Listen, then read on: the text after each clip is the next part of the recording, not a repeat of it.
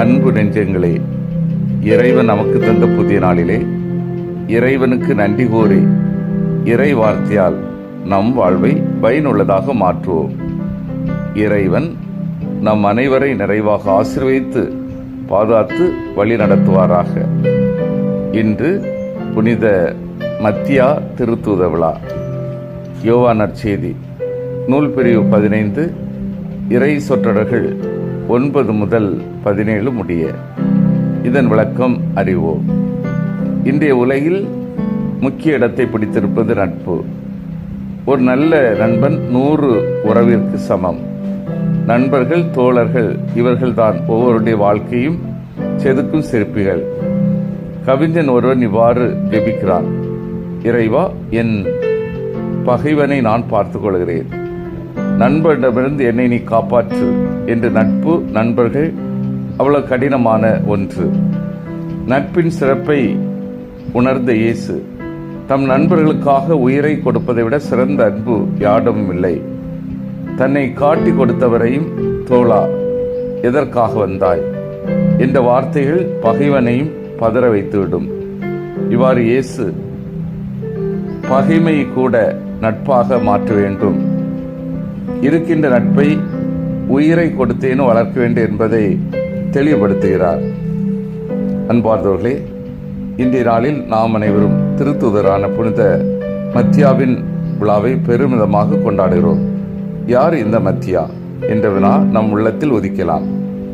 மத்தியாவை பற்றி விவிலியத்தில் பெரிதாக விவரங்கள் இல்லை எனினும் அவரின் சாட்சி வாழ்வு அவரை இயேசுவின் சீடனாக உருமாற்றியது. இயேசுவின் 12 சீடர்கள் இவரது பெயர் எந்த நற்செய்தியிலும் இல்லையே என நமக்கு ஆச்சரியமாக இருக்கலாம். உண்மை அதுதான். புனித மத்தியாவின் சீடத்துவ அழைப்பு வித்தியாசமானது, புதுவிதமானது. இறைவனை அழைத்தல் ஒவ்வொன்றுமே வியப்பானதுதான். இறைவனை அழைத்தல் விந்தையானது. அழைக்கப்பட்டவர்கள் ஆற்றியது அனைத்தும் அசாதாரண செயல்கள். ஆனால் அழைக்கப்பட்டவர்கள், இறைவனால் தேர்ந்து கொள்ளப்பட்டவர்கள், மிக சாதாரணமானவர்கள். இயேசுவை காட்டி கொடுத்த யூதாஸ் இறந்த பிறகு அந்த இடத்திற்கு வேறு ஒருவரை சீடராக அமர்த்த சீடர்கள் 2 தேர்வு செய்தனர். ஒருவர் யோசேப் என்னும் பெயர் கொண்ட பர்சபா, இவருக்கு யுஸ்து என்னும் மற்றொரு பெயர் உண்டு. மற்றொருவர் மத்தியா. எனவே ஆண்டவரின் முன்னிலையில் சீட்டு குலுக்கி போட்டதில் மத்தியா சீடராக தேர்ந்து கொள்ளப்பட்டார்.